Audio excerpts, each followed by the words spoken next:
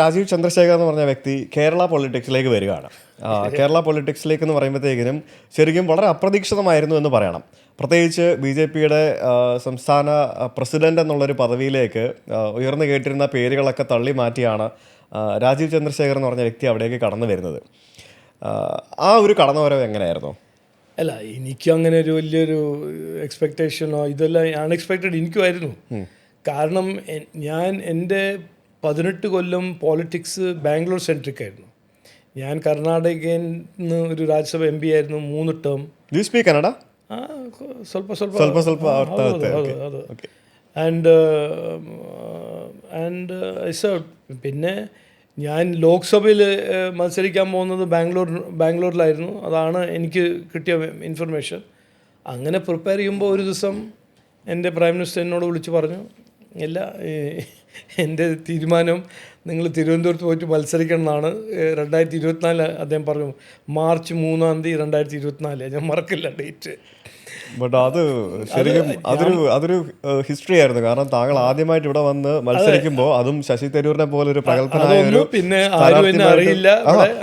എന്നിട്ടും താങ്കൾ പല സമയത്തും ഭൂരിപക്ഷം നേടി മുന്നിട്ട് നിന്നു. ചെറിയൊരു നിസാര വോട്ടിന്റെ ഭൂരിപക്ഷത്തിനാണ് പരാജയപ്പെട്ടത്. അല്ല, അത് എന്നോട് അന്ന് എൻ്റെ ഫാമിലി പറയും, എൻ്റെ അച്ഛൻ പറഞ്ഞു, നിങ്ങളെന്തിനാ കേരളത്തിന് പോകുന്നു, പോവാൻ കഴിയില്ല എന്ന് പറയാൻ പാടില്ലേ പ്രൈം മിനിസ്റ്ററോട്. പിന്നെ ഞാൻ പറഞ്ഞില്ല, എനിക്കെല്ലാം ഒരു ചാലഞ്ചായിട്ട് എൻ്റെ ഒരു ജനറ്റിക് ഫ്ലോ ആണോ ജനറ്റിക്സ് അഡ്വാൻറ്റേജ് അറിയില്ല, എല്ലാ വെല്ലുവിളി ഞാൻ അങ്ങനെ ചാലഞ്ചായിട്ട് കാണുന്നു. അത് ഐ എം നോട്ട് എഫ്രൈഡ്. അപ്പം ഞാൻ ഓക്കെ നോക്കാം, ചാലഞ്ച് ചെയ്യായിട്ട് നോക്കാം. ശശി തരൂർ വലിയൊരു ആളാണ്, വിശ്വഗുരുവാണ്, എന്തെല്ലാം ആണെന്ന് പറഞ്ഞാൽ ഞാൻ ഇവിടെ വന്നു 35 ദിവസം കിട്ടി. And I nearly one.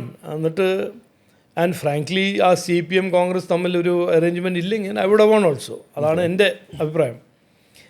പക്ഷേ അത് കഴിഞ്ഞിട്ട് ഞാൻ തിരുവനന്തപുരം എനിക്ക് ഇങ്ങനൊരു സപ്പോർട്ട് തന്നെന്ന് വിചാരിക്കുമ്പോൾ എനിക്ക് വലിയ സ്നേഹവും ഒരു ഒരു ലോയൽറ്റി ഫീൽ ചെയ്തു. അപ്പം ഞാൻ പെട്ടെന്ന് തോറ്റു. പക്ഷേ ഇമ്മീഡിയറ്റ്ലി ഞാൻ ഇവിടെ ഒരു ഫ്ലാറ്റ് വാങ്ങിച്ചു, തിരുവനന്തപുരത്ത് ഫ്ലാറ്റ് വാങ്ങിച്ചു. ഞാൻ പറഞ്ഞു പ്രൈം മിനിസ്റ്ററോട്, ഇനിയിപ്പോൾ റെസ്പോൺസിബിലിറ്റി ഒന്നുമില്ല, പക്ഷേ ഞാൻ ഇവിടെ കേന്ദ്രീകരിച്ചായിട്ടാണ് എൻ്റെ വർക്ക് ചെയ്യാൻ പോകുന്നത്.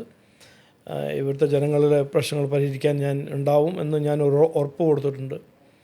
അങ്ങനെ ഞാൻ ഇങ്ങനെ കുറേ കാര്യങ്ങൾ ചെയ്തു. പിന്നെ ആ ഒരു കൊല്ലം ഗ്ലോബൽ ഞാൻ മന്ത്രിയാവുമ്പോൾ ടെക്നോളജി മന്ത്രി ആയിരുന്നല്ലോ. അപ്പോൾ കുറേ കൺട്രീസിൻ്റെ ministers were interested in calling me and me training them. അപ്പോൾ ഞാൻ ആ സമയത്ത് ഒരു 1.5 കൊല്ലം ഞാൻ ഒരു 11 countries invited me. Vietnam, Ethiopia, Serbia, Armenia, അങ്ങനെ കുറേ കൺട്രീസിൽ ഞാൻ പോയി. 3 ദിവസത്തിന് അവർ വർക്ക്ഷോപ്പ്, അവരുടെ ബ്യൂറോക്രാറ്റ്സിനെ പഠിപ്പിക്കുക, ഡിജിറ്റൈസേഷൻ എന്താണ്, ഇന്നോവേഷൻ എന്താണ്, സ്കില്ലിംഗ് എന്താണ്, അത് എല്ലാം ചെയ്യുന്നു. ഒരു ദിവസം എന്നോട് ഇവിടെ വരാൻ പറയുന്നു, തിരുവനന്തപുരത്ത് വരാൻ പറയുന്നു. കോർ കമ്മിറ്റി മീറ്റിംഗാണ്, സ്റ്റേറ്റ് പ്രസിഡൻറ്റ് തീരുമാനിക്കുന്ന ഒരു മീറ്റിംഗാണ്. ഞാൻ വരുന്നു. രാവിലെ എനിക്ക് കോൾ കിട്ടുന്നു, പ്രധാനമന്ത്രി വിളിക്കുന്നു, എൻ്റെ നാഷണൽ പ്രസിഡൻറ്റ് വിളിക്കുന്നു, നിങ്ങളാണ് പ്രസിഡൻറ്റ്. അപ്പോൾ എൻ്റെ നാഷണൽ പ്രസിഡൻറ്റ് നഡ്ഡാജി വിളിച്ചപ്പോൾ ഞാൻ നഡ്ഡാജിൻ്റെ ഒപ്പം കുറച്ച് ഫ്രീ ആണ്. അപ്പോൾ ഞാൻ പറഞ്ഞു, ഹിന്ദിയിൽ ഞാൻ ചോദിച്ചു, ആർ യു ഷുവർ? എന്നെയോ? ഞാൻ എന്നെ എന്തിനാണ്? അപ്പോൾ അങ്ങനെയാണ് ഇവിടെ വന്നിരിക്കുന്നത്. ഞാനങ്ങനെ കേരള രാഷ്ട്രീയം അതിനെക്കുറിച്ച് വലിയ സ്റ്റുഡൻറ്റോ വിദ്വാനൊന്നും അല്ല. അന്നും ഇല്ല, ഇന്നും അല്ല.